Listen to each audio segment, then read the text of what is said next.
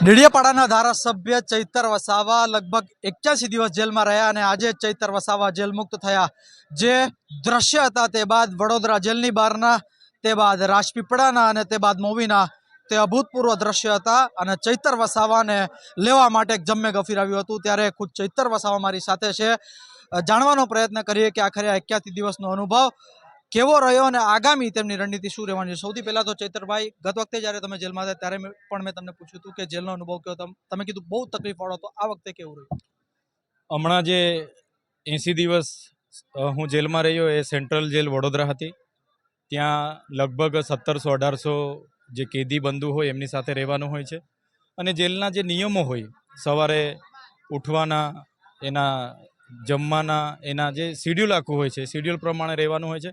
સાથે સાથે પોતાના પરિવારને મળવાની જે વાત હોય છે, તો અઠવાડિયામાં એક જ મુલાકાત આપે છે, એ પ્રમાણે મળવાનું હોય છે। અને જેલમાં જે બને એ ખાવાનું જ બધાએ ખાવાનું હોય છે। હું ભલે 12 ધારાસભ્ય હોઉં, પણ જેલમાં ગયા એટલે આપણે કેદી જ ગણાય છે, એટલે કેદીઓ માટે જે જમવાનું બને એ જ જમવાનું ત્યાં જમવાનું હોય છે। ચૈતરભાઈ, શું કહેશો? આજે જે રીતના પબ્લિક તમને લેવા આવી હતી, મેં જોયું કે ચોકડી સુધી એક ઢાલ હતી, ત્યાંથી ચોકડી સુધી લોકો તમને કભા પર લઈ ગયા। કેવી રીતનો આટલો વિશ્વાસ લોકોને તમારી ઉપર છે? એવા શું કામો તમે કર્યા છે? કારણ કે જનતા જુએ છે કે શું થઈ। જો હું તો એક નાનો માણસ છું, બરાબર, નાના પરિવારમાંથી આવું છું। આ ભાજપ તો એટલી મોટી પાર્ટી છે, 30 વર્ષથી એમની સરકાર છે, પોલીસ એમની પાસે છે, બધું મને ગમે કંઈ પણ કરી શકે, પણ આ જનતા બધી છે મારી સાથે, એટલે જ એ જનતાનો જ અવાજ મારી તાકાત છે। બાકી આ લોકો મારી સાથે ના હોય તો મને તો આ લોકો કારના ખોવી નાખે। ની જેવી મિટિંગમાં મને બોલાવ્યો ને એ લોકોએ બધું ઊભું કર્યું। સામાન્ય બાબતમાં મને 307 કલમ લગાવીને ગંભીર ગુનામાં જેલ કરી દીધી। આ તો નામદાર હાઈકોર્ટે મને આજે જામીન આપ્યા, એનો પણ આભાર માનું છું કે જામીન મારા થઈ ગયા। બાકી ની જેવી બાબતમાં આવા ફસાવી દે તો આ જનતા છે તો અમે લડીએ, બાકી તો મને તો આ લોકો કારના પૂરો કરી દે। એટલે આ જનતા મારા પર જે ભરોસો મૂક્યો છે, જે વિશ્વાસ મૂકે છે, તો મેં પ્રકૃતિને પ્રાર્થના કરું કે જનતા સાથે હું રેમ, જનતાને જ્યાં પણ અન્યાય થાય ત્યાં હું પહોંચી જામ, એમના સુખ દુઃખમાં સાથે રેમ, એવી મારી પ્રાર્થના છે। 5 જુલાઈ પર જ આવ્યો ચૈતરભાઈ, તમે કીધું કે મિટિંગની અંદર હતા અને જે પણ કાંઈ થયું, પરંતુ આટલું બધું તો નહોતું થયું કે 307 લગાડવામાં આવે। શું એ દિવસની ઘટનાને કેવી રીતે આજે તમે વર્ણવો છો એ 80 દિવસ પછી? મને 5 જુલાઈએ પ્રાંત સાહેબનો પત્ર હતો કે આયોજન કરવાનું છે, એટીવીટીની ગ્રાન્ટ આવી છે, બોલાવ્યો, એટલે હું મિટિંગમાં 12 વાગે ગયો। 12 વાગે ગયો એટલે ચૂંટાયેલા પ્રતિનિધિ તરીકે અમે ધારાસભ્ય અને તાલુકા પ્રમુખ જ અમે આયોજન કરી શકતા હોય છે અને અધિકારીઓ હોય, પણ એમાં જે વેપારીઓ બેઠા હતા, જે લોકો બહારથી ધંધો કરવા આવ્યા છે, એમને અમારા લોકો સાથે નાવા નીચોવાનો સંબંધ નથી, એ તો કોન્ટ્રાક્ટ છે, એવા લોકોને આમાં સભ્ય બનાવીને ગ્રાન્ટ આપવાની વાત હતી। એટલે મેં ના પાડી કે ભાઈ અમારા લોકોના વિકાસ કરવા માટે તો અમને લોકોએ ચૂંટેલા છે, લોકો અમારી ઓફિસે આવે છે, તો અમે આયોજન કરીશું। એમાં બોલાચાલી થઈ, એકબીજાના કોલર પકડાયા। તો આ જ નાની બાબતમાં મેં અરજી આપી, 12:30 વાગે અરજી આપી, તો મારી અરજીને ગ્રાહ્ય નહીં રાખી ને એ લોકોએ મને એરેસ્ટ કરી લીધો। રાજપીપળા લઈ જઈને ડાયરેક્ટ બરોડા જેલમાં મોકલી આપ્યો ને એફઆઈઆર તો રાતે 7 વાગે કરી। તો એક વિપક્ષના ધારાસભ્ય જે અવાજ ઉઠાવે એને કઈ રીતના દબાવી દેવો, એવા અહીંના ભાજપના થોડા નેતાઓ છે ને એક આઈપીએસ અધિકારી અહીંયા હતા, એના કહેવા પ્રમાણે આ બધું થયું છે। તો મને ન્યાય પ્રણાલિકા જે કોર્ટ છે એના પર પૂરો ભરોસો છે કે આવનારા દિવસોમાં મારી સાથે ન્યાય થશે। હાલમાં મને ડેડિયાપાડામાં પ્રવેશબંધી ફરમાવેલી છે કે તમારે 1 વર્ષ સુધી ત્યાં નહીં જવાનું।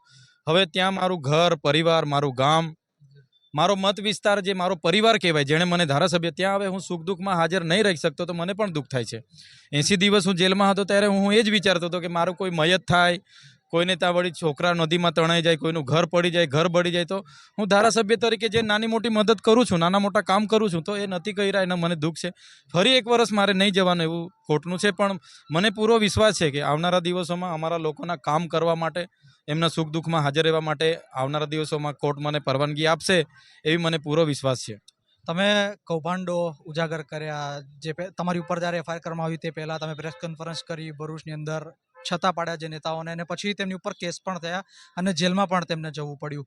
હવે જ્યારે જેલની બહાર તમે આવ્યા છો ત્યારે તમારા વિરોધી એવું કહી રહ્યા છે કે હવે ચૈતર વસાવા દબાઈ જશે, ત્યારે શું માનવામાં? તમે જોઈ લો, ચૈતર વસાવા હું છું ત્યાં અમારે માલસામોટમાં પ્રોજેક્ટનું ઉદ્ઘાટન કરવા આવ્યા, મેં ના પાડી, અમારા લોકો જમીન હવે નહીં આપશે ભાઈ। વાલિયામાં 18 ગામો ઉઠાવવાની વાત હતી, ત્યાં અમે ગયા, અમે કીધું જમીન નહીં આપીએ ભાઈ। અહીંયા રાજપારડીમાં, ડમલાઈમાં, ત્યાં 7 ગામો ઉઠાવવાની, તો અમારે હું કેવડિયામાં હમણાં ઉઠાડી દે તો હું લડું, પોલીસ હેરાન કરે એની સામે લડું, અહીંયા મનરેગામાં કામ નહીં મળે એની સામે લડું, આવાસ મળે અમારા લોકોને, બોર મળે, રોડ મળે, એના માટે લડું, એટલે ભાજપને ગમતું નથી. અને મનરેગામાં તો શું છે કે હું કૌભાંડ બહાર કાઢું એટલે નેતાઓના પણ નામ આમાં આવ્યા છે. મેં ભરૂચમાં કૌભાંડ બહાર કાઢ્યા તો નેતાઓના નામ આવ્યા. એટલા માટે આ લોકો મને જેલમાં રાખીને અમારા લોકોના જે ગ્રાન્ટ આવે છે એ ગ્રાન્ટને વાપરી ખાવા માટે આ બધું કરે છે. પણ હવે હું બહાર છું અને લોકોનો મને સહકાર મળશે તો આ બધું આવનારા દિવસોમાં હું ઉજાગર કરીશ. મારો અવાજ દબાઈ દેવાની વાત એમણે કરી, પણ હું એકલો નથી. આ મારી સાથેની જનતાનો અવાજ છે. એમણે મને ધારાસભ્ય બનાવ્યો છે, એનો અવાજ છે. હું એકલો નથી. એટલે આવનારા દિવસોમાં પૂરી તાકાતથી સડક પર રહેવું પડશે તો સડક પર, વિધાનસભામાં લડવું પડશે તો વિધાનસભામાં હું લડીશ. જ્યારે તમે જેલમાં હતા દરમિયાન કેજરીવાલ અને ભગવંત માન ડેડિયાપાડાના જે મેઠા ગ્રાઉન્ડ છે ત્યાં આવ્યા હતા. ત્યાં યુથ ખાસી મોટી સંખ્યામાં હાજર હતું. ને મેં એમને પૂછ્યું હતું કે જે તે વખતે સંજય વસાવાનું સ્ટેટમેન્ટ આવ્યું હતું કે ચૈતર વસાવા જો માફી માંગે તો અમે કેસ પાછો લઈ લઈશું. મેં યુથને પૂછ્યું હતું જે તમારા સમર્થનમાં આવ્યા હતા કે ચૈતર વસાવાને શું માફી માંગવી જોઈએ, તો એક સ્વરે અવાજ આવ્યો હતો કે ના, માફી તો ના જ માંગવી જોઈએ. 2-5 વર્ષ ગમે એટલા વર્ષ જેલમાં જાય. તમને આ સંદેશ જેલમાં પહોંચ્યો? જો તાલુકા પંચાયતની એટીવીટીની આયોજનની મિટિંગ હતી, બરાબર. એમાં તાલુકા પ્રમુખ અને ધારાસભ્ય, આ પહેલું વર્ષ નથી. અમે દર વર્ષે અમે બેહીને આયોજન કરીએ છીએ. આ વખતે એ લોકોએ બજારના વેપારી કોન્ટ્રાક્ટરને લેવાની શું જરૂર હતી? એમાં જ બોલાચાલી થઈ ને તાલુકા પ્રમુખ જે સાગબારાના જે બેન છે ચંપાબેન, એના ઘરે હું જઈને ચા પીને આવ્યો છું. એ બેનને તો શરમ આવી જોઈએ. સમાજના થઈને મારા પર ખોટો ઇન્જામ એવો લગાવ્યો કે ગાળા ઘરે. અરે મારે શું છે બેનની હાથે લેવા દેવા? મેં તો પ્રાંતને કીધું કે આ સભ્ય નહીં જોઈએ મને, ભાઈ. સભ્ય રાખવાના હતા મને પૂછવાનું હતું. હું ધારાસભ્ય છું ત્યાંનો. તો આ ખોટા આક્ષેપો કરીને એ લોકોએ મને જેલ કરાવી લીધી. ને હવે કહે કે તમે કીધું સંજય વસાવા માફી માગે, ચૈતર વસાવા શાની માફી ભાઈ? તમે બજારના, જેને અમારા લોકો સાથે લેવા દેવાના નથી, એ તો કોન્ટ્રાક્ટર છે, અમારા જાતિના થોડા છે. મહારાષ્ટ્રથી આવેલા લોકોને થોડા અમે પૈસા આપવાના, અમારા લોકોના પૈસા ગ્રાન્ટમાં. તો એવા લોકોને તમે રાખશો ત્યાં મારો વિરોધ હશે, હશે ને હશે. ગુજરાત પેટર્નમાં બી બિન આદિવાસીઓ કોઈ પણ એનજીઓ કોન્ટ્રાક્ટરોને આ લોકો સભ્યમાં લેશે, એમાં ચૈતર વસાવા વિરોધ કરશે. એમાં ક્યાં હું નમતું ના આપું. જ્યાં મારી ભૂલ હશે હું માફી માગી લેમ, જ્યાં મારી ભૂલ નથી રહેતી ત્યાં હું વેઠી લેમ છું. આ 80 દિવસની જેલ વેઠી છે, એટલે આ જેલ મારું મન જાણે છે. એટલે હું ક્યાં મેં ખોટું કર્યું હોય તો માફી માગું ને. એટલે હું ક્યાં એવો, મારી ભૂલ નથી. એ આવનારા દિવસોમાં સત્યને ગમે તેટલો પરેશાન કરશે પણ સત્યની જીત થાય છે ને મારી જીત થશે. જે ટાઈમે તમે જેલમાં હતા ચૈતરભાઈ, તે દરમિયાન ઘણા બધા એવા કિસ્સા બન્યા કે જેથી આદિવાસી સમાજ આહત થયો. ખાસ કરીને એક મને યાદ છે કે સેલંબાની અંદર ઇન્દિરાવાસ કે જે મારી ચેનલ પર ઉજાગર થયું હતું, સંદીપ કોળી કે જેને ઉજાગર કર્યું હતું, તેને ઢોર માર મારવામાં આવ્યો અને કથિત રીતે ભારતીય જનતા પાર્ટીના સદસ્યો પર આક્ષેપ લાગ્યા. આવી ઘણી ઘટનાઓ છે. તો આ ઘટનાઓ તમારા ધ્યાન સુધી પહોંચતી હતી, ને જો પહોંચતી હતી તો હવે ત્યારે તમે જેલની બહાર આવી ગયા છો, હવે શું એક્શન લેવામાં આવશે આ ઘટના? હું 80 દિવસ જેલમાં હતો, એટલે જેલમાં તો કોટડીમાં હતો, એટલે મને કંઈ બહારનું ખબર નથી. 3 દિવસ ખાલી મને વિધાનસભામાં જવા માટે 3 દિવસ આપ્યા હતા. સવારે જવાનું, સાંજે આખો દિવસ એ કરીને વિધાનસભામાં ત્યાં. એટલે મને બહારનું હમણાં ખબર નથી. હમણાં બધા મળે છે એ બધા મારા મિત્રો જ છે, ઓળખીતા છે, પણ નામ પણ મારા મગજ પર આવતા નથી, ભૂલી ગયેલો છું. એટલે જે ઘટના ઘટી હશે હું પહેલાં મારા લોકો સાથે વાત કરીશ. અને કોઈ પણ ઘટનામાં કોઈ ખોટું કરે તો એના પર કાયદેસરની કાર્યવાહી થવી જ જોઈએ. મારો ભાઈ પણ હશે ને એના પર બી થવી જોઈએ એવું હું માનું છું. કોઈ ગરીબ વ્યક્તિનું ખોટું થાય, મારાથી બી ખોટું થાય તો મને સજા થવી જોઈએ. એમાં તો બીજી તો વાત જ નથી. એમાં આ મારો ના તારો ને હોવું જ નહીં જોઈએ. અમે એવી રીતના રાખતા જ નથી. પણ હું જેલમાં હતો એટલે મને આ વાતની ખબર નથી. હમણાં જ બહાર આવ્યો છું. હજુ 2 દિવસ તો હજુ મારે બધું સેટઅપ કરતા થશે. હજુ તો રહેવાનું મારે હોદવાનું છે, બરાબર. અહીંયા તો મારું કંઈ બંગલો તો છે નથી કે રાજપીપળામાં ભરૂચમાં મારો બંગલો હોય ને હું ઘરવાળા લઈને ત્યાં હોય તો મારે ભાડે ઘર હોદવું પડશે. હજુ આ મારી વાત કેમ? અહીંયા તો મારાથી રહેવાય ના. કોણ રાતે આવીને મારી હાથે ભાનગડ કરીને જતા રહે તો મારે તો પછી પાછું આ જેલમાં જવાનું. એટલે અહીંયા તો મારે રહેવાય ના. અહીંયા તો રાતે ઉછીની હોદીને આવે ને કે ચૈતર વસાવા અમને ત્યાં રોકીને માર્યા, તો મારે શું કરવાનું? પિયુષ પટેલને આજે સવારે મેં આ પ્રશ્ન પૂછ્યો તો એવું કે ભાજપના લોકોએ જ મને ફોન કરીને એવું કીધું કે ચૈતર વસાવાને કહો અમારા ઘરમાં રહી. હે, પિયુષ પટેલ તમારા જિલ્લા પ્રમુખ, એમને મેં આજે સવારે પ્રશ્ન પૂછેલો. મેં કીધું ચૈતર વસાવાનું સરનામું ક્યાં હશે? તો તેમને એવું કહ્યું કે હવે તો જે જંગલ છે તે સીનું છે. અને સાથે તેમને એ પણ કહ્યું કે ભાજપના જ ઘણા લોકો તેમને ફોન કરીને એવું કહી રહ્યા છે કે ચૈતર વસાવા અમારા ઘરે રહેવાય તો બી અમને વાંધો ના, લોકોની લાગણી સારી છે. આ બધાના ઘરે હું જામ તો મને તો રોટલો આપે જ ના, એવું નથી. પણ મારી ધારાસભ્ય તરીકેની એક બધા મળવા આવે ને, બધા મારા પ્રમુખો મળવા આવે, પ્રદેશ પ્રમુખો, કોઈ સાહેબો આવે, આ તે આવે, તો એ પ્રકારની થોડી વ્યવસ્થા જોઈએ. અને મારી થોડી સેફટી જોઈએ. ભાજપવાળાની નીતિ તો તમે જાણો છો. ક્યારે બી રાતે બી આ રસ્તા પર અમે રહીએ ને અહીંયા ભાનગડ કરીને ફરી કેસ કરી નાખ્યો તો મારે, એટલે મારી બી સેફટી મારે સાચવવી પડશે. પણ લોકો છે એટલે હું, જો આપણે કોઈનું ખોટું કર્યું નથી એટલે કોઈના બાપથી આપણે ડરતા નથી. લોકો મારી સાથે છે, લોકો મારા માટે પ્રાર્થના બી કરી છે, હમણાં ઘણાએ વ્રત પણ રાખ્યા છે. તો એ જ આશીર્વાદથી હું છૂટ્યો છું અને લોકોના કામ મારે કરવાના છે. હું નાની નાની બાબતમાં કોઈ સાથે પડતો નથી. એટલે જ્યાં પણ મારા ઘરના ને બધાને પૂછું, જ્યાં પણ એવું લાગશે ઘર ભાડે રાખીને લોકોને પણ નજીક પડે, અનુકૂળ રહે એવી જગ્યાએ રહીશું.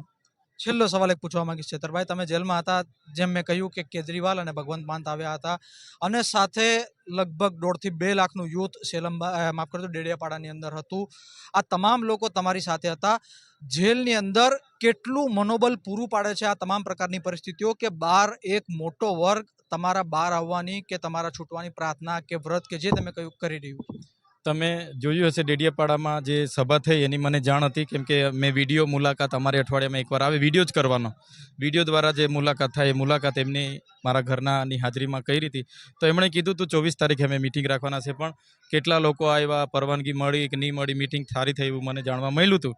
પણ 9 ઓગસ્ટનો અમારો તહેવાર હોય, ગણપતિ હોય, નવરાત્રિ હોય, આવનારા દિવસોમાં દિવાળી હશે, હોળી હશે. હવે મારે તો બહાર જ વાળવાની ને, જ્યાં મારો જન્મ થયો છે, મારું ઘર છે, મારો પરિવાર છે, ત્યાં તો હવે મારે જવાનું નથી. એટલે આવી બધી હેરાનગતિ થાય છે ત્યારે ખુશી એટલી થાય છે કે લોકો બધા મારી સાથે હોય છે, એ મારા માટે તાકાત છે. બાકી મેં તો નાનો માણસ છું. આ લોકો ગમે ત્યાં કરીને મારું કામ પતાવી દે, પણ આ બધા હાથે છે તો લડીએ છે. લોકોને જ્યાં અન્યાય થાય છે ત્યાં અમે જઈને ઊભા રહીશું. આવનારા દિવસમાં બી ઊભા રહીશું. હા, મને હમણાં જાણવા મળ્યું છે.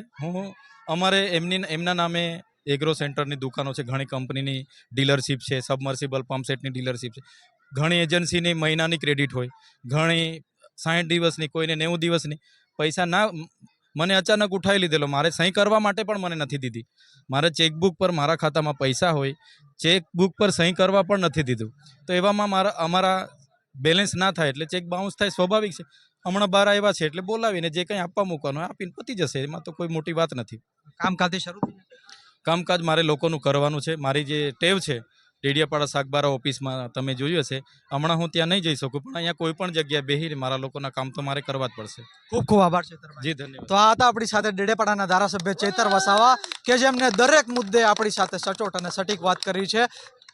થાકીને આવ્યા છે છતાં એમને ઇન્ટરવ્યુનો ટાઈમ આપ્યો તે બદલ તેમનો હૃદયપૂર્વક આભાર માનીએ છીએ. કેમેરા પર્સન આદિલ સૈયદ સાથે મોહી Vora, times of Gujarat, movie.